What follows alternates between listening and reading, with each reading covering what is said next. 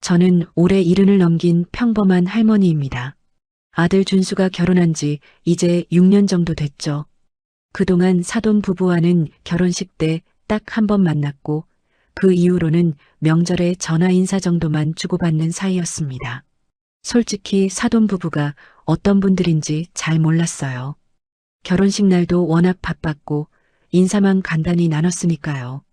그런데 지난 설에 안사돈이 갑자기 제안을 했습니다. 사돈, 우리 이번에 함께 여행 한번 가시는 게 어때요?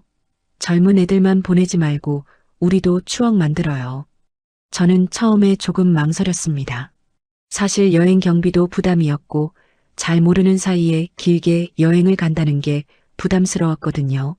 하지만 남편이 한 번쯤은 괜찮지 않겠소라며 찬성했고 며느리도 어머니, 좋은 기회예요라고 해서 결국 동남아 패키지 여행을 함께 가기로 했습니다.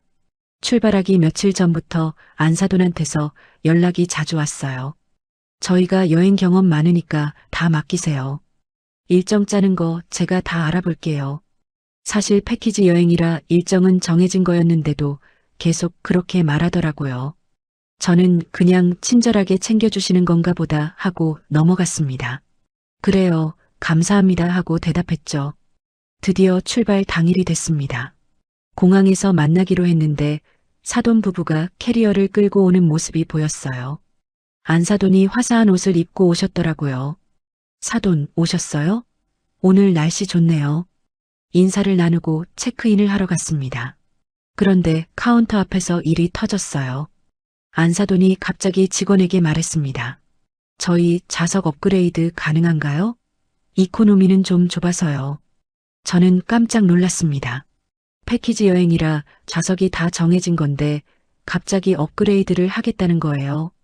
직원이 비즈니스 좌석 추가 요금을 안내했는데 1인당 80만 원 정도 더 내야 한다고 했습니다. 저는 당황해서 저희는 그냥 예약된 좌석으로 갈게요라고 말했어요. 솔직히 그 돈이 부담스러웠거든요. 여행 경비도 빠듯하게 준비한 터였습니다. 그런데 안사돈이 이렇게 말했습니다. 아, 그러세요? 그럼 저희만 업그레이드 할게요. 사돈도 같이 하시면 좋을 텐데. 제 얼굴이 화끈거렸습니다. 뭔가 우리 부부만 구두쇠처럼 느껴지는 상황이었거든요. 결국 사돈 부부는 비즈니스 좌석으로 바꿨고 저희는 원래 예약된 이코노미 좌석으로 갔습니다.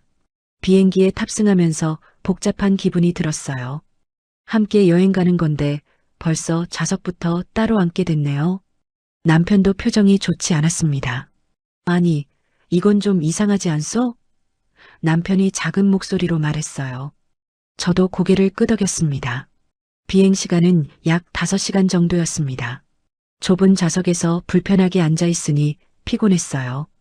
준수도 옆 좌석에서 불편한 표정이었죠. 반면 비즈니스 좌석에 앉은 사돈 부부는 편하게 쉬고 있겠죠. 그 생각을 하니 기분이 이상했습니다. 드디어 공항에 도착했습니다. 입국 수속을 마치고 나오니 사돈 부부가 기다리고 있었어요. 안사돈이 웃으며 말했습니다. 사돈, 좀 힘드셨죠? 저희는 편하게 잘 왔어요. 역시 비즈니스가 낫더라고요. 그 말을 듣는 순간 기분이 묘했습니다. 괜히 자랑하는 것처럼 들렸거든요. 호텔로 가는 버스 안에서도 안사돈은 계속 말을 이어갔습니다. 저희가 작년에도 여기 왔었는데 정말 좋더라고요. 이번에도 기대되네요. 저는 그냥 듣고만 있었습니다. 호텔에 도착해서 체크인을 했습니다. 저희는 스탠다드 룸을, 사돈 부부는 디럭스 룸을 배정받았어요. 패키지 상품이 원래 그렇게 나뉘어 있었던 건지 아니면 사돈 부부가 추가 요금을 내고 업그레이드 한 건지는 모르겠습니다. 방으로 짐을 풀러 가는데 안사돈이 저희 방 앞을 지나가다 말했어요. 저희 방이 더 좋네요. 오션뷰라서 바다가 보여요. 사돈 방은 어때요? 저는 억지로 웃으며 대답했습니다. 저희도 괜찮아요. 사실 저희 방은 시티뷰였고 창문 밖으로 건물들만 보였습니다. 바다는 전혀 안 보였죠. 방문을 닫고 남편과 둘이 앉아 있으니 한숨이 나왔습니다.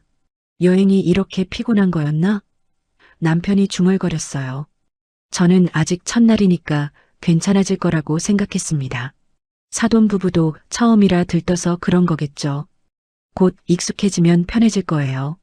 그렇게 스스로를 달랬습니다. 하지만 지금 생각해보면 그때부터 이미 조짐이 보였던 거죠. 저는 그걸 몰랐습니다. 저녁 식사 시간이 됐고 호텔 로비에서 다시 만나기로 했어요. 안사돈이 호텔 복도를 활보하듯 걸어 나왔습니다. 사돈, 저희 방 정말 좋아요. 다음에는 사돈도 업그레이드해서 오세요. 저는 애써 웃으며 고개를 끄덕였습니다. 속으로는 불편했지만 티를 내고 싶지 않았어요. 첫날 저녁은 패키지에 포함된 식당에서 먹었습니다. 현지 음식이 나왔는데 맛은 괜찮았어요. 하지만 식사 내내 안사돈의 말만 계속 들어야 했습니다. 저희가 작년에 왔을 때는 이거보다 더 좋은 데서 먹었는데 다음에는 제가 아는 맛집으로 데려가 드릴게요. 저는 그저 듣고 있었습니다. 식사를 마치고 방으로 돌아왔습니다. 침대에 누워서 천장을 바라봤어요. 첫날부터 이렇게 피곤할 줄은 몰랐습니다. 여행이 즐거워야 하는데 왠지 부담스러웠어요. 남편도 말없이 누워 있었고 준수도 자기 방에서 쉬고 있었죠. 내일은 좀 나아지겠죠. 저는 그렇게 기대하며 잠이 들었습니다. 다음 날 아침 패키지 일정대로 관광을 다녀왔습니다. 사원도 구경하고 시장도 둘러봤죠. 그런데 점심 식사 후 자유시간이 생겼어요. 안사돈이 다가와서 말했습니다. 사돈, 저희가 좋은 식당 아니까 같이 가시죠. 여기 유명한 데예요. 저는 패키지 식사로 충분하다고 생각했지만 거절하기가 애매했습니다. 그럼 같이 가볼까요? 저희 부부와 준수 그리고 사돈 부부 이렇게 6명이 택시를 타고 시내로 나갔어요. 차 안에서 바깥사돈이 말했습니다. 제가 여기 맛집을 찾아뒀어요. 현지 음식 진짜 잘하는 곳이거든요. 택시가 멈춘 곳은 고급스러운 레스토랑이었습니다. 입구부터 뭔가 분위기가 달랐어요. 유리문을 열고 들어가니 직원이 정중하게 안내했죠. 자리에 앉아 메뉴판을 받았는데 가격을 보고 깜짝 놀랐습니다. 요리 하나에 2만 원, 3만 원씩 했어요. 세트 메뉴는 1인당 8만 원 정도였습니다. 저는 당황했습니다. 사전에 아무 얘기도 없었거든요. 남편도 메뉴판을 보더니 표정이 굳었어요. 준수는 장모 눈치를 보고 있었고요. 저는 조심스럽게 말했습니다. 이 집 좀 비싼 것 같은데요. 우리 다른 데로 갈까요? 그런데 안사돈이 웃으며 대답했습니다. 애인 여행 와서 돈 아끼시면 뭐 하세요? 이럴 때 좀 먹어야죠. 바깥사돈도 거들었어요. 맞아요, 사돈. 여행은 이렇게 즐기는 거예요. 걱정 마세요. 저는 더 이상 말하기가 어려웠습니다. 분위기가 이미 주문하는 쪽으로 흘러가고 있었거든요. 결국 주문을 했습니다. 안사돈이 메뉴를 척척 골라서 주문했어요. 제가 고를 틈도 없었죠. 이거 맛있어요. 이것도 시켜야 해요. 음식이 나오기 시작했습니다. 확실히 맛은 있었어요. 하지만 저는 음식 맛보다 계산서가 걱정됐습니다. 식사 중에 안사돈이 계속 말을 이어갔습니다. 사돈, 이거 맛있죠? 여기는 현지인들도 특별한 날에만 온대요. 저는 억지로 웃으며 고개를 끄덕였어요. 속으로는 불안했지만 티를 낼 수가 없었습니다. 식사를 마치고 계산할 때가 됐습니다. 총 금액이 48만 원 정도 나왔어요. 6명이 먹었으니 1인당 8만 원씩인 셈이죠. 저는 지갑을 꺼내려고 했는데 안사돈이 먼저 카드를 냈습니다. 제가 낼게요. 저는 안도했어요. 그런데 밖으로 나오면서 안사돈이 말했습니다. 사돈, 제가 일단 냈으니까 나중에 계좌로 반 보내주세요. 저는 그제야 더치페이를 하려는 거구나 싶었습니다. 남편이 작게 한숨을 쉬었어요. 저도 마음이 무거웠습니다. 미리 말해줬으면 다른 선택을 할 수도 있었을 텐데요. 그날 오후에는 쇼핑 시간이 있었습니다. 현지 특산품 가게에 들렀는데 안사돈이 이것저것 구경하더니 준수에게 말했어요. 준수야, 이것 좀 사줘. 내 선물로. 준수가 난처한 표정을 지었습니다. 어머니, 그건 좀 비싼데요. 안사돈이 표정이 변했습니다. 이것도 못 사줘? 사위가 장모한테 이 정도도 못 사주나? 목소리가 커졌어요. 주변 사람들이 쳐다봤습니다. 저는 얼굴이 화끈거렸어요. 준수는 어쩔 수 없다는 듯이 그 물건을 샀습니다. 30만 원이 넘는 가격이었죠. 저는 준수가 안쓰러웠습니다. 며느리도 옆에서 난처한 표정이었어요. 결혼한 지 얼마 안 된 젊은 부부인데 부담스러웠을 겁니다. 저는 안사돈한테 말하고 싶었지만 참았어요. 괜히 분위기만 더 나빠질 것 같았거든요. 저녁 무렵 호텔로 돌아오는 버스 안에서였습니다. 준수가 피곤한지 눈을 감고 있었어요. 안사돈이 그걸 보더니 말했습니다. 젊은 사람이 체력도 없네. 우리는 멀쩡한데. 비아냥대는 투였어요. 저는 참다 못해 말했습니다. 준수가 요즘 회사 일이 바빠서 피곤한가 봐요. 안사돈이 코웃음을 쳤습니다. 바쁘긴 다들 바쁘죠. 우리도 은퇴 전에 얼마나 바빴는데. 저는 더 이상 대꾸하지 않았어요. 말할수록 기분만 나빠질 것 같았습니다. 호텔에 도착해서 저녁 식사를 하러 갔습니다. 패키지 식사였는데 뷔페 형식이었어요. 음식을 담으러 가는데 안사돈이 식당 직원에게 소리쳤습니다. 야, 이거 빨리 가져와. 왜 이렇게 느려? 반말이었어요. 저는 깜짝 놀랐습니다. 직원이 당황한 표정으로 음식을 가져왔습니다. 안사돈은 계속 불평했어요. 너네 서비스 왜 이래? 호텔이 이 정도밖에 안 돼? 저는 부끄러웠습니다. 주변 테이블에서도 쳐다보더라고요. 저는 조심스럽게 말했습니다. 너무 심하신 것 아니세요? 직원분들도 열심히 하시는데요.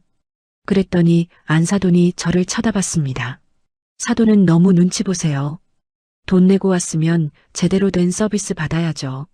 저는 할 말을 잃었습니다. 가치관이 다른 거죠.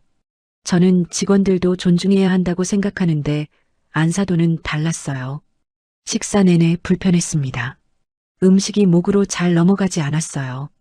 식사를 마치고 방으로 돌아왔습니다. 남편이 침대에 앉더니 말했습니다. 사돈댁이랑 남은 일정 어떻게 견디겠소? 저도 같은 생각이었어요.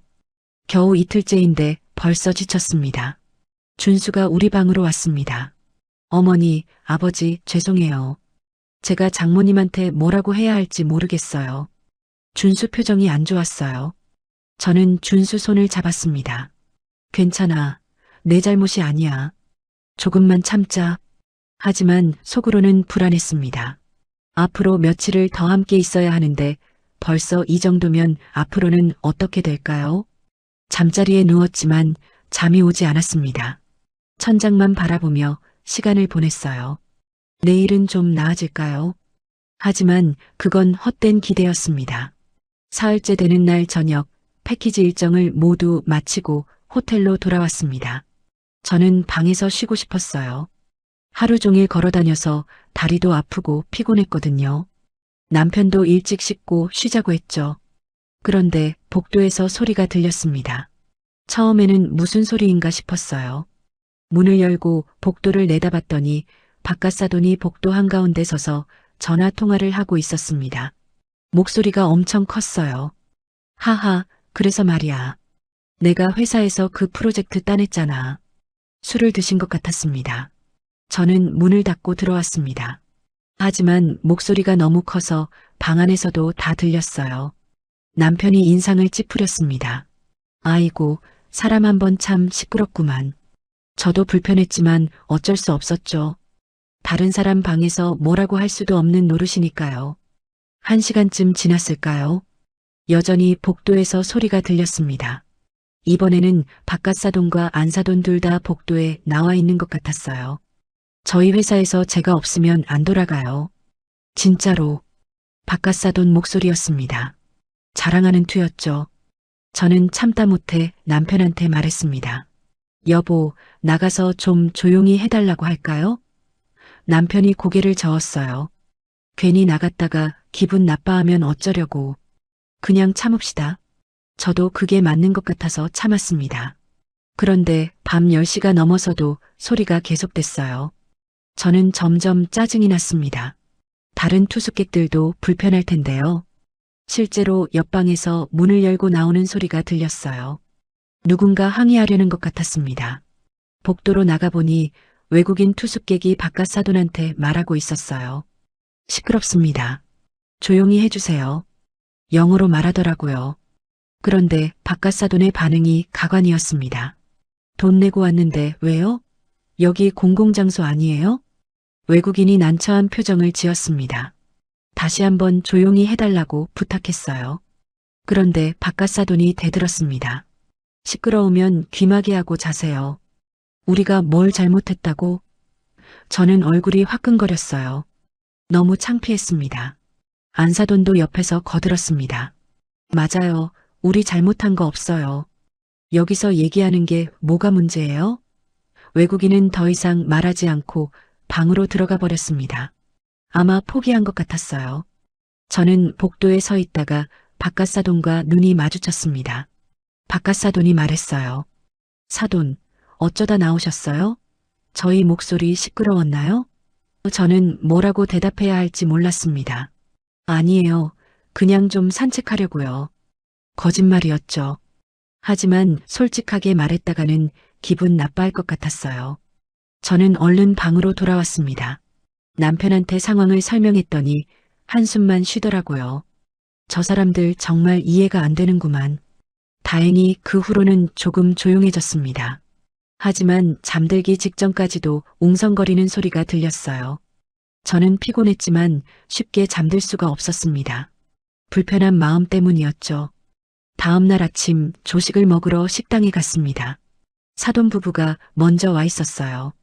안사돈이 식당 직원한테 뭐라고 하고 있었습니다. 이 빵 좀 따뜻한 걸로 다시 가져와요. 이건 식었잖아요. 직원이 죄송하다며 다시 가져왔습니다. 그런데도 안사돈은 계속 불평했어요. 여기 호텔 수준이 이 정도밖에 안 돼요? 작년에 갔던 데가 훨씬 나았는데. 저는 민망했습니다. 주변 테이블 사람들이 다 쳐다봤거든요. 바깥사돈도 가세했습니다. 너네 서비스 왜 이래? 손님한테 이렇게 대접해? 직원이 당황한 표이었어요. 계속 죄송하다고만 했죠. 저는 보다 못해 직원한테 작게 말했습니다. 괜찮아요. 신경 쓰지 마세요. 식사를 마치고 그날 일정을 시작했습니다. 현지 투어를 가는 날이었어요. 가이드가 이것저것 설명해 줬는데 안사돈이 계속 끼어들었습니다. 그거 우리도 알아요. 작년에 들었거든요. 가이드가 난처해했죠.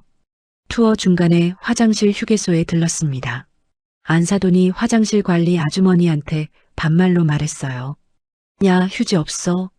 빨리 갖다 줘. 저는 깜짝 놀랐습니다. 나이 드신 분한테도 저렇게 말하다니요. 저는 참다 못해 안사돈한테 말했습니다. 너무 심하신 것 아니세요? 그분들도 일하시는 분들인데요. 안사돈이 저를 쳐다봤어요. 사돈은 왜 그렇게 눈치를 보세요? 우리는 돈 내고 온 손님이잖아요. 저는 할 말을 잃었습니다. 그래도 사람 대하는 예의는 있어야죠. 제가 말했더니 안사돈이 비웃었어요. 사돈은 참 착하시네요. 세상이 그렇게 호락호락하지 않아요. 그 말에 저는 기분이 상했습니다. 착한 게 잘못인가요? 사람을 존중하는 게 나쁜 건가요? 저는 더 이상 말하지 않았어요. 말해봤자 소용없을 것 같았거든요. 저녁에 호텔로 돌아왔습니다. 저는 방에서 쉬고 싶었는데 안사돈이 전화를 했어요. 사돈, 우리 로비바에서 한잔해요. 오세요. 저는 피곤하다고 거절하고 싶었지만 그럴 수가 없었습니다. 네, 알겠습니다. 로비바에 내려갔더니 사돈 부부가 이미 술을 시켜놓고 있었어요. 바깥 사돈이 말했습니다. 사돈, 앉으세요. 제가 오늘 쏠게요. 저는 앉았지만 마음이 편치 않았습니다. 바깥 사돈이 술을 마시면서 또 자기 얘기를 시작했어요. 제가 회사 다닐 때는 말이죠. 1시간 넘게 자기 자랑만 했습니다. 저는 듣는 척만 했어요. 피곤했거든요. 밤 11시가 넘어서야 겨우 방으로 돌아왔습니다. 남편이 말했어요. 저 사람들이랑 있으면 쉬는 게 아니라 더 피곤하구만. 저도 정말 그랬습니다. 여행이 즐거워야 하는데 스트레스만 받았어요. 침대에 누웠지만 잠이 오지 않았습니다. 앞으로 며칠을 더 견뎌야 한다는 게 막막했어요. 준수도 힘들어하는 게 보였고요. 저는 이 여행이 빨리 끝나기만 바랐습니다. 여행 나흘째 되는 날 아침이었습니다. 그날은 패키지 일정 중 자유시간이 오후 내내 있었어요. 저희는 호텔 근처를 천천히 산책하면서 쉬려고 계획하고 있었죠. 남편도 다리가 아프다고 했고 저도 피곤해서 여유롭게 보내고 싶었습니다. 아침 식사를 마치고 로비에서 쉬고 있는데 안사돈이 다가왔어요. 손에 팸플릿을 들고 있었습니다. 사돈, 오늘 오후에 좋은 투어가 있어요. 저희가 예약했는데 같이 가시죠. 저는 팸플릿을 받아서 봤습니다. 요트 투어였어요. 가격을 보니 1인당 15만 원이었습니다. 저는 깜짝 놀랐어요. 이거 좀 비싼데요. 저희는 그냥 쉬려고요. 솔직하게 말했습니다. 그런데 안사돈 표정이 변했어요. 에이, 같이 가는 거니까 당연히 함께 가야죠. 혼자 있으면 재미없잖아요. 바깥사돈도 거들었습니다. 맞아요, 사돈. 여행 와서 방에만 있으면 뭐해요. 이런 기회가 어디 있어요. 저는 난처했습니다. 하지만 우리 형편의 1인당 15만 원은 부담이었어요. 4명이면 60만 원인데 그건 너무 큰 돈이었죠. 저는 정중하게 거절했습니다. 정말 감사한데요. 저희는 예산이 좀 빠듯해서요. 사돈들끼리 다녀오세요. 그랬더니 안사돈 얼굴이 굳어졌어요. 사돈끼리 이렇게 따로 놀면 되나요? 함께 왔는데 분위기가 이상해졌습니다. 안사돈이 계속 설득했어요. 한 번만 같이 가요. 제발이요. 하지만 저는 고개를 저었습니다. 정말 죄송한데 저희는 힘들 것 같아요. 남편도 저를 거들었죠. 우리는 그냥 쉬고 싶어서요. 안사돈이 화가 난 듯 돌아서서 갔습니다. 바깥사돈도 따라갔고요. 저는 마음이 불편했지만 어쩔 수 없었어요. 크게 흥미도 없었고 힘들었을 뿐더러 추가로 돈을 내기는 싫었거든요. 점심을 먹고 저희는 호텔 근처 공원을 산책했습니다. 준수와 며느리도 함께요. 날씨가 좋아서 걷기에 딱 좋았어요. 저는 이렇게 편하게 시간을 보내는 게 더 좋았습니다. 돈도 안 들고 스트레스도 없으니까요. 2시간 정도 산책하고 카페에서 음료를 마셨습니다. 조용하고 평화로웠어요. 준수가 말했습니다. 어머니, 이렇게 있으니까 더 좋네요. 며느리도 고개를 끄덕였죠. 저도 그랬습니다. 오후 5시쯤 호텔로 돌아왔습니다. 로비를 지나가는데 다른 투숙객들이 웅성거리고 있었어요. 무슨 일인가 싶어서 귀를 기울였더니 안사돈과 바깥사돈 얘기를 하고 있었습니다. 아까 그 한국인 부부요. 요트 투어 갔다가 직원한테 막 화내던데요. 저는 가슴이 철렁했습니다. 또 무슨 일을 벌인 걸까요? 방으로 올라가려는데 안사돈한테서 문자가 왔어요. 사돈, 저녁 식사 같이 해요. 식당에서 봐요. 저는 한숨이 나왔지만 가지 않을 수도 없었습니다. 저녁 식사 시간에 식당으로 갔습니다. 사돈 부부가 이미 자리에 앉아 있었어요. 안사돈이 저를 보더니 말했습니다. 사돈, 오늘 투어 정말 좋았어요. 같이 갔으면 좋았을 텐데. 약간 비꼬는 투였어요. 저는 대답했습니다. 그러셨군요. 저희도 편하게 잘 쉬었어요. 그랬더니 안사돈이 코웃음을 쳤습니다. 혼자 다니시니까 재미없으셨죠? 우리는 정말 즐거웠는데. 저는 기분이 나빴습니다. 왜 자꾸 이렇게 말하는 걸까요? 우리가 함께 가지 않았다고 서운한 건가요? 아니면 정말 비꼬는 건가요? 잘 모르겠었어요. 식사를 주문하고 기다리는데 안사돈이 갑자기 큰 목소리로 말했습니다. 저희 사돈은 구두쇠예요. 15만 원도 아까워하시더라고요. 옆 테이블 사람들이 다 쳐다봤어요. 저는 얼굴이 빨개졌습니다. 너무 창피했어요. 저는 작은 목소리로 말했습니다. 그런 말씀하지 마세요. 사람들이 듣잖아요. 그런데 안사돈은 신경도 안 썼습니다. 사실인데 뭐. 여행 와서 돈 아끼는 게 이해가 안 돼요. 준수가 그 말을 듣고 표정이 굳어졌습니다. 장모가 우리 가족을 구두쇠라고 말하는 걸 들은 거죠. 며느리도 당황한 표정이었어요. 저는 참기 힘들었지만 꾹 참았습니다. 바깥사돈이 말했습니다. 우리는 돈 쓸 때는 쓰는 사람들이에요. 여행은 이렇게 즐기는 거죠. 저는 더 이상 참을 수가 없었어요. 사람마다 사정이 다른 법입니다. 저희는 저희 형편에 맞게 여행하는 거예요. 안사돈이 웃었습니다. 형편이요? 그럼 애초에 왜 여행을 오셨어요? 그 말에 저는 할 말을 잃었습니다. 너무 무례한 말이었거든요. 남편도 화가 난 듯 젓가락을 내려놓았어요. 식사가 나왔지만 먹기가 싫었습니다. 분위기가 엉망이었어요. 안사돈은 계속 우리를 무시하는 말을 했고 저는 참고 또 참았습니다. 준수가 중간에 어머니, 이제 그만하세요라고 말했지만 소용없었어요. 식사를 빨리 마치고 자리에서 일어났습니다. 먼저 들어가겠습니다. 저는 인사하고 나왔어요. 남편과 준수, 며느리도 따라 나왔죠. 복도로 나오자마자 준수가 말했습니다. 죄송해요, 어머니. 장모님이 너무 심하시네요. 저는 준수 어깨를 토닥였습니다. 괜찮아. 내 잘못이 아니야. 하지만 속으로는 화가 났어요. 어떻게 저렇게 무례할 수가 있을까요? 사돈끼리 예의라는 게 있는데 말이죠. 방으로 돌아와서 남편과 둘이 앉아 있었습니다. 남편이 말했어요. 저 사람들 정말 이해가 안 돼요. 어떻게 사람한테 저렇게 말할 수가 있어? 저도 같은 생각이었습니다. 그날 밤 잠이 오지 않았어요. 안사돈이 한 말이 계속 머릿속을 맴돌았습니다. 구두쇠라는 말이 특히 마음에 걸렸죠. 우리가 검소하게 사는 게 잘못인가요? 분수에 맞게 쓰는 게 나쁜 건가요? 새벽까지 뒤척이다가 겨우 잠들었습니다. 내일 아침이 두려웠어요. 또 사돈 부부를 마주쳐야 하니까요. 남은 여행 기간이 고통스럽게 느껴졌습니다. 여행 마지막 날이 밝았습니다. 저는 오늘만 지나면 집으로 돌아간다는 생각에 조금 안도했어요. 하지만 동시에 불안하기도 했죠. 마지막 날까지 무슨 일이 또 벌어질지 몰랐으니까요.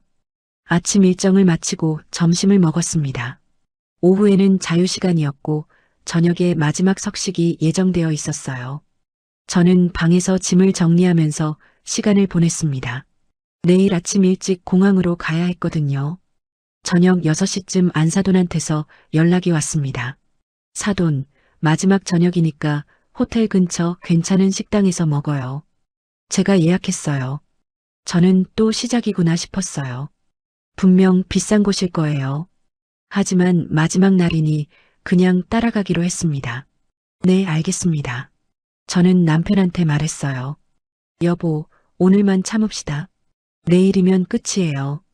남편도 한숨을 쉬며 고개를 끄덕였죠. 식당에 도착하니 분위기 있는 레스토랑이었습니다. 현지 음식과 서양 음식을 함께 파는 곳이었어요. 자리에 앉아 메뉴판을 받았는데 역시나 가격이 만만치 않았습니다. 요리 하나에 3만 원에서 5만 원 정도 했어요. 바깥사돈이 메뉴를 보더니 말했습니다. 오늘은 마지막 날이니까 제대로 먹읍시다. 자, 뭐 드실래요? 저는 가장 저렴한 메뉴를 골랐어요. 파스타였는데 2만 8천 원이었습니다. 남편도 비슷한 가격대로 주문했죠. 그런데 바깥사돈은 스테이크를 시켰어요. 8만 원짜리였습니다. 안사돈도 랍스터 요리를 주문했죠. 10만 원이 넘었어요. 저는 속으로 걱정이 됐습니다. 나중에 계산은 어떻게 될까요? 음식을 기다리는 동안 바깥사돈이 말했습니다. 이번 여행 정말 좋았어요. 다음에 또 같이 가요. 저는 애매하게 웃었습니다. 속으로는 절대 다시는 안 온다고 다짐했죠. 음식이 나오기 시작했습니다. 사돈 부부가 주문한 요리들이 정말 화려하게 나왔어요. 저희가 주문한 파스타는 수수해 보였죠. 안사돈이 말했습니다. 사돈은 왜 그런 거 시켰어요? 마지막 날인데 좀 제대로 드시지. 저는 대답했습니다. 이것도 충분해요. 저는 이게 좋아요. 거짓말이었습니다. 사실은 가격 때문이었죠. 하지만 그걸 솔직하게 말할 수는 없었어요. 식사가 한창일 때였습니다. 바깥사돈이 직원을 불렀어요. 여기요, 와인 메뉴판 좀 주세요. 저는 깜짝 놀랐습니다. 술까지 시키려는 거예요. 와인은 비쌀 텐데요. 직원이 와인 메뉴판을 가져왔습니다. 바깥사돈이 한참을 보더니 선택했어요. 이걸로 한 병 주세요. 가격을 보니 38만 원이었습니다. 저는 숨이 막혔어요. 저는 조심스럽게 말했습니다. 저희는 술을 안 마시는데요. 필요 없으세요? 바깥사돈이 웃었습니다. 아니에요. 마지막 날인데 축배는 들어야죠. 사돈도 한 잔씩만 하세요. 저는 거절하고 싶었지만 분위기상 그럴 수가 없었어요. 와인이 나왔고 바깥사돈이 따라줬습니다. 자, 즐거운 여행 기념으로 건배. 저는 억지로 잔을 들었죠. 한 모금 마셨는데 맛도 잘 모르겠었어요. 걱정만 앞섰거든요. 식사를 마칠 무렵 바깥사돈이 계산서를 받았습니다. 총 금액을 보더니 말했어요. 오늘 이렇게 나왔어요. 나눠내시죠? 저는 예상했지만 실제로 들으니 기가 막혔습니다. 남편이 말했습니다. 우리는 비싼 걸 안 시켰어요. 와인도 안 마신다고 했고, 맞는 말이었어요. 저희 부부와 준수, 며느리가 주문한 건 합쳐봐야 12만 원 정도였죠. 비싼 건 다 사돈 부부가 시킨 거였어요. 바깥사돈이 난색을 표했습니다. 그래도 같이 먹었잖아요. 여행 와서 이것도 나눠내야 하나요? 저는 어이가 없었습니다. 본인들이 비싼 걸 시켜놓고 똑같이 나누자는 거예요. 안사돈도 거들었습니다. 맞아요. 같이 온 건데 계산은 같이 해야죠. 사돈은 참 계산적이세요. 그 말에 저는 화가 치밀었습니다. 계산적인 건 누구예요? 본인들이 먹고 싶은 거 다 시켜놓고 반씩 내자는 게 말이 되나요? 저는 참다 못해 말했습니다. 저희는 저희가 먹은 것만 내겠어요. 와인은 사돈들께서 드신 거잖아요. 안사돈 얼굴이 굳어졌어요. 지금 그렇게 나오시는 거예요? 사돈끼리 이러면 안 되죠. 분위기가 최악이 됐습니다. 다른 테이블 손님들도 우리를 쳐다봤어요. 준수가 난처한 표정으로 말했습니다. 어머니, 이제 그만하세요. 제가 낼게요. 장모한테 하는 말이었죠. 그런데 안사돈이 버럭 소리를 질렀습니다. 사위가 장모한테 말대꾸해? 넌 어느 편이야? 저는 깜짝 놀랐어요. 준수는 잘못한 게 없었거든요. 오히려 상황을 정리하려고 한 건데요. 며느리가 눈물을 글썽였습니다. 엄마, 그만해요. 창피해요. 하지만 안사돈은 멈추지 않았어요. 창피하긴. 시댁이 구두쇠라 더 창피하지. 저는 더 이상 참을 수가 없었습니다. 자리에서 일어났어요. 저희는 저희 몫만 계산하고 먼저 가겠습니다. 직원을 불러서 저희가 먹은 것만 계산했습니다. 12만 원을 냈죠. 식당을 나오는데 안사돈이 뒤에서 뭐라고 소리쳤어요. 하지만 저는 뒤돌아보지 않았습니다. 남편과 준수, 며느리도 함께 나왔죠. 택시를 타고 호텔로 돌아왔어요. 방에 들어오자마자 남편이 말했습니다. 더 이상 못 참겠소. 저 사람들 정말 이해가 안 돼. 저도 똑같은 심정이었어요. 이게 사돈끼리 할 짓인가요? 준수가 우리 방으로 왔습니다. 어머니, 아버지, 정말 죄송해요. 제 장모가 너무 심했어요. 며느리도 따라 들어와서 고개를 숙였어요. 죄송합니다. 저희 엄마가 잘못했어요. 저는 며느리를 안아줬습니다. 너희 잘못이 아니야. 괜찮아. 하지만 속으로는 괜찮지 않았어요. 너무 화가 났고 억울했습니다. 그날 밤 저는 한숨도 못 잤습니다. 내일 비행기에서 또 사돈 부부를 봐야 한다는 게 두려웠어요. 남편도 뒤척이며 잠을 설쳤죠. 우리 부부는 밤새 앞으로 어떻게 할지 고민했습니다. 더 이상 참을 수 없다는 결론만 내렸어요. 아침 6시에 알람이 울렸습니다. 거의 잠을 못 잤지만 일어나야 했어요. 오늘 귀국하는 날이었거든요. 공항 가는 버스가 8시에 출발한다고 했습니다. 저는 씻고 마지막 짐을 챙겼어요. 남편도 말없이 준비했죠. 어젯밤 일 때문에 둘 다 기분이 안 좋았습니다. 로비에 내려가야 하는데 발걸음이 떨어지지 않았어요. 사돈 부부를 또 봐야 하니까요. 7시 반쯤 로비로 내려갔습니다. 사돈 부부는 이미 와 있었어요. 안사돈이 저를 보더니 고개를 돌렸습니다. 인사도 안 하더라고요. 저도 인사하지 않았어요. 할 마음이 없었거든요. 버스가 도착했고 짐을 실었습니다. 버스 안에서도 서로 떨어져 앉았어요. 저희는 뒤쪽에, 사돈 부부는 앞쪽에 앉았죠. 1시간 정도 걸려서 공항에 도착했습니다. 체크인을 하고 출국 수속을 마쳤어요. 탑승 게이트로 가는 길에 안사돈과 마주쳤습니다. 서로 눈을 마주쳤지만 아무 말도 하지 않았죠. 그냥 지나쳤어요. 탑승 시간이 됐고 비행기에 올랐습니다. 좌석은 다행히 떨어져 있었어요. 저희는 중간쯤, 사돈 부부는 앞쪽에 앉았습니다. 저는 안도했어요. 같이 앉지 않아서 다행이었죠. 비행기가 이륙했습니다. 저는 창밖을 바라보며 생각에 잠겼어요. 이번 여행은 정말 최악이었습니다. 즐거운 추억은 하나도 없고 스트레스만 잔뜩 받았죠. 1시간쯤 지났을까요? 갑자기 앞쪽에서 소리가 들렸습니다. 안사돈 목소리였어요. 여기요, 승무원. 이 담요 너무 얇아요. 다른 걸로 주세요. 승무원이 정중하게 대답했습니다. 죄송하지만 같은 종류의 담요만 있습니다. 그런데 안사돈이 화를 냈어요. 서비스가 왜 이래요? 제가 돈 냈는데 제대로 된 담요도 못 줘요? 주변 승객들이 쳐다보기 시작했습니다. 저는 머리가 지끈거렸어요. 또 시작이구나 싶었죠. 승무원이 난처한 표정으로 다시 설명했지만 안사돈은 계속 불평했습니다. 조금 진정되나 싶었는데 이번에는 바깥사돈이 문제였어요. 여기요, 음료수 좀 더 주세요. 왜 이렇게 적게 줘요? 승무원이 다시 가져다 줬지만 바깥사돈은 만족하지 않았습니다. 이게 서비스예요? 다른 항공사가 훨씬 낫네. 저는 부끄러워서 고개를 숙였어요. 같은 한국 사람으로서 창피했습니다. 다른 승객들도 불편한 표정이었죠. 누군가 작은 목소리로 투덜거렸어요. 시끄럽네. 그런데 안사돈이 그 소리를 들었나 봅니다. 뭐라고요? 제가 시끄럽다고요? 목소리를 높였어요. 승객과 말다툼이 벌어질 것 같았습니다. 승무원이 급히 중재했어요. 손님, 조용히 해주세요. 다른 승객분들이 불편해하십니다. 하지만 안사돈은 물러서지 않았습니다. 제가 돈 냈는데 왜요? 왜 제대로 서비스를 안 해줘요? 저는 참다 못해 자리에서 일어났습니다. 앞으로 걸어가서 안사돈한테 말했어요. 이제 그만하시죠.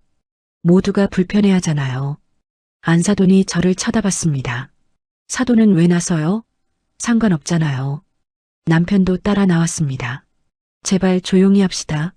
모두 힘들어요. 그때 바깥사돈이 버럭 소리쳤어요. 사돈댁 아드님 교육 제대로 시키세요. 어른한테 이게 무슨 태도예요? 저는 귀를 의심했습니다. 지금 우리 아들을 욕하는 건가요? 남편도 화가 났는지 얼굴이 빨개졌어요. 뭐라고요? 지금 우리 아들 욕하는 겁니까? 기내가 술렁거렸습니다. 승무원이 급히 달려왔어요. 손님들, 진정하세요. 기내에서 큰 소리 내시면 안 됩니다. 저는 더 이상 말하고 싶지 않았습니다. 자리로 돌아왔죠. 남편이 제 손을 꽉 잡았습니다. 이제 됐소. 더 이상 상대하지 맙시다. 저도 고개를 끄덕였어요. 정말 끝이구나 싶었습니다. 저 사람들과는 더 이상 얼굴도 보고 싶지 않았어요. 나머지 비행 시간은 조용했습니다. 저는 눈을 감고 있었지만 잠은 오지 않았어요. 머릿속이 복잡했습니다. 집에 가면 어떻게 해야 할까요? 사돈 관계를 계속 유지해야 하나요? 드디어 비행기가 인천공항에 착륙했습니다. 저는 빨리 내리고 싶었어요. 사람들이 짐을 꺼내고 통로로 나가기 시작했죠. 저희도 서둘러 짐을 챙겼습니다. 입국 수속을 마치고 짐을 찾으러 갔어요. 컨베이어 벨트 앞에서 기다리는데 사돈 부부도 와 있었습니다. 서로 눈을 마주쳤지만 인사하지 않았어요. 짐을 찾았습니다. 남편이 제 귀에 대고 작게 말했어요. 우리 먼저 갑시다. 인사 안 해도 돼요. 저도 그러고 싶었습니다. 저희는 짐을 끌고 빠르게 걸었어요. 공항 밖으로 나왔습니다. 택시 승강장으로 향했죠. 뒤에서 안사돈이 부르는 소리가 들렸습니다. 사돈, 어디 가세요? 하지만 저는 뒤돌아보지 않았어요. 택시를 잡았습니다. 기사님한테 집 주소를 말하고 탔죠. 준수와 며느리도 함께 탔습니다. 차가 출발하자 저는 한숨을 쉬었어요. 드디어 끝났구나. 택시 안은 조용했습니다. 아무도 말이 없었어요. 준수가 먼저 입을 열었습니다. 어머니, 아버지, 정말 죄송해요. 며느리도 눈물을 흘렸죠. 정말 죄송합니다. 저는 며느리 손을 잡았습니다. 너희 잘못이 아니야. 괜찮아. 하지만 속으로는 괜찮지 않았어요. 너무 힘든 여행이었습니다. 1시간 반 정도 걸려서 집에 도착했습니다.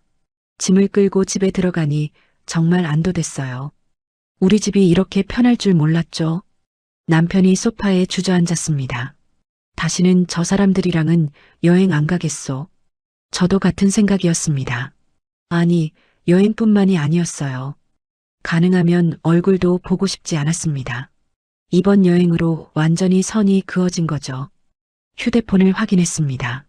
안사돈한테서 문자가 와 있었어요. 왜 인사도 없이 가셨어요? 저는 문자를 읽고 지워버렸습니다. 답장할 생각이 없었거든요. 저녁 무렵 준수가 전화했습니다. 어머니, 장모님한테서 연락 왔는데 답장 안 하셔도 돼요. 저희도 당분간 연락 안 할 거예요. 저는 고마웠습니다. 그래, 알았어. 그날 밤 침대에 누웠습니다. 우리 집 침대가 이렇게 편한 줄 몰랐어요. 남편이 말했습니다. 이제 저 사람들과는 연락 끊읍시다. 저도 고개를 끄덕였죠. 그래요. 그게 나을 것 같아요. 집에 돌아온 지 일주일이 지났습니다. 저는 여행 가방을 정리하면서 그 여행을 떠올렸어요. 아직도 믿기지 않았습니다. 사돈끼리 저렇게까지 될 수 있다는 게 말이죠. 안사돈한테서 문자가 몇 번 더 왔습니다. 왜 연락이 없으세요? 제가 뭘 잘못했나요? 저는 읽기만 하고 답장하지 않았어요. 뭐라고 말해야 할지 모르겠었거든요. 남편은 아예 안사돈 번호를 차단해버렸습니다. 저런 사람들이랑 말 섞고 싶지 않소. 저도 차단하고 싶었지만 혹시 모를 상황을 위해 그냥 뒀어요. 이틀 후에는 며느리한테 연락이 왔나 봅니다. 준수가 전화해서 말했어요. 어머니, 장모님이 아내한테 화를 냈대요. 왜 시댁이 연락을 안 하냐고. 저는 미안했습니다. 며느리한테 미안하다고 전해줘. 하지만 며느리는 오히려 저희 편을 들어줬어요. 준수가 말했습니다. 아내도 이번 여행에서 장모님 행동이 너무 심했다고 생각한대요. 당분간 친정 안 갈 거래요. 저는 그 말을 듣고 조금 놀랐습니다. 며느리가 그렇게까지 생각하다니요. 2주가 지났습니다. 안사돈한테서 긴 문자가 왔어요. 사돈, 제가 여행 중에 좀 오버했나 봐요. 하지만 사돈도 너무 예민하신 거 아니에요? 우리 이렇게 지낼 건 아니잖아요. 저는 그 문자를 읽고 한숨이 나왔습니다. 오버했다는 표현이 걸렸어요. 오버가 아니라 무례했던 거죠. 그리고 제가 예민한 게 아니라 당연히 불편할 일들이었습니다. 저는 이번에도 답장하지 않았어요. 남편한테 문자 내용을 보여줬습니다. 남편이 코웃음을 쳤어요. 저 사람은 끝까지 본인이 잘못한 걸 모르는구만. 답장 안 하는 게 맞소. 저도 그렇게 생각했습니다. 한 달이 지났습니다. 이제 명절이 다가오고 있었어요. 추석이었죠. 보통 때는 명절에 사돈끼리 안부 전화라도 했는데 이번엔 그러고 싶지 않았습니다. 준수가 미리 말했어요. 어머니, 이번 추석에는 저희가 친정 안 갈 거예요. 아내도 그러자고 했어요. 저는 놀랐습니다. 괜찮겠니? 며느리 괜찮을까? 준수가 대답했습니다. 아내가 먼저 제안했어요. 이번 여행 일로 엄마한테 실망했대요. 당분간 얼굴 보기 싫다고. 저는 복잡한 심정이었어요. 며느리가 친정과 사이가 나빠지는 건 원치 않았거든요. 추석 당일 안사돈한테서 전화가 왔습니다. 저는 받지 않았어요. 2번, 3번 전화가 왔지만 계속 무시했죠. 그러다 문자가 왔습니다. 사돈, 명절인데 이러시면 안 되죠. 전화 좀 받으세요. 저는 문자를 읽고 지워버렸습니다. 명절이라고 해서 억지로 연락할 필요는 없다고 생각했어요. 정할 말이 있으면 사과부터 해야 하는 거 아닌가요? 그날 저녁 준순의 가족이 우리 집에 왔습니다. 며느리가 음식을 준비해 왔더라고요. 어머님, 아버님, 추석 잘 보내세요. 며느리 표정이 밝았어요. 오히려 친정 안 가서 편해 보였습니다. 저는 며느리한테 물어봤어요. 친정 안 가도 괜찮겠니? 며느리가 대답했습니다. 괜찮아요, 어머니. 솔직히 이번 여행 이후로 엄마한테 실망했어요. 준수한테도 너무 심하게 했고요. 함께 식사를 하면서 여행 얘기가 나왔습니다. 며느리가 말했어요. 사실 결혼 전에도 엄마가 좀 그런 면이 있었어요. 근데 이 정도일 줄 몰랐죠. 어머님, 아버님한테 너무 무례했어요. 저는 며느리가 안쓰러웠습니다. 넌 잘못 없어. 사돈댁이랑 너는 다른 사람이잖아. 며느리가 눈시울을 붉혔어요. 감사해요, 어머니. 2달이 지났습니다. 겨울이 다가왔죠. 안사돈한테서는 더 이상 연락이 오지 않았어요. 아마 포기한 것 같았습니다. 바깥사돈한테서는 애초에 연락이 없었고요. 어느 날 준수가 말했습니다. 어머니, 장모님이 아내한테 이혼하라고 했대요. 시댁이 이상하다고. 저는 깜짝 놀랐습니다. 뭐라고? 이혼? 며느리가 울먹이며 말했어요. 엄마가 완전히 화가 났나 봐요. 제가 편을 안 들어준다고. 근데 저는 준수랑 헤어질 생각 없어요. 저는 며느리를 안아줬습니다. 괜찮아, 우리가 있잖아. 그 일 이후로 며느리는 친정과 완전히 연을 끊었습니다. 전화도 받지 않고 문자도 읽지 않았어요.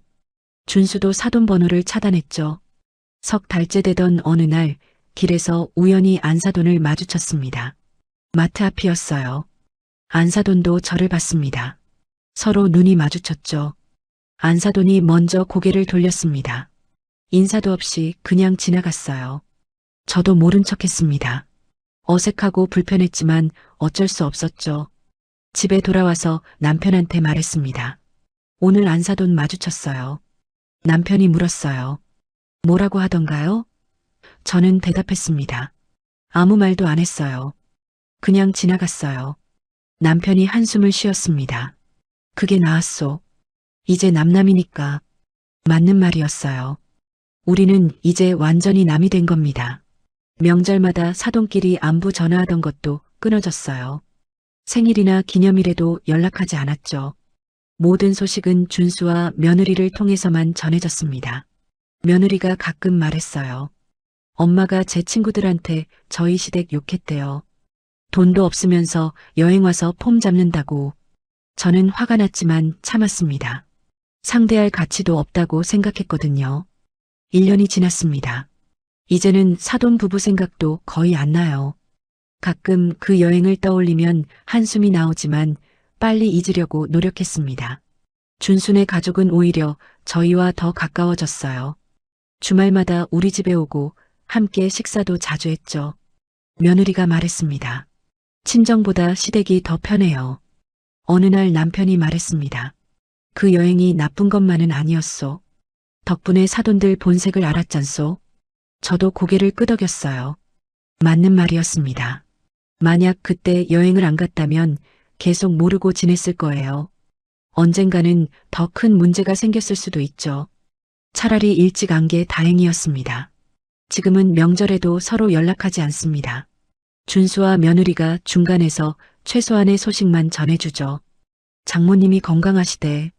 친정 식구들 잘 지낸대. 그 정도예요. 저는 이제 사돈 부부를 완전히 남으로 생각합니다. 같은 동네에 살지만 마주쳐도 모른 척해요.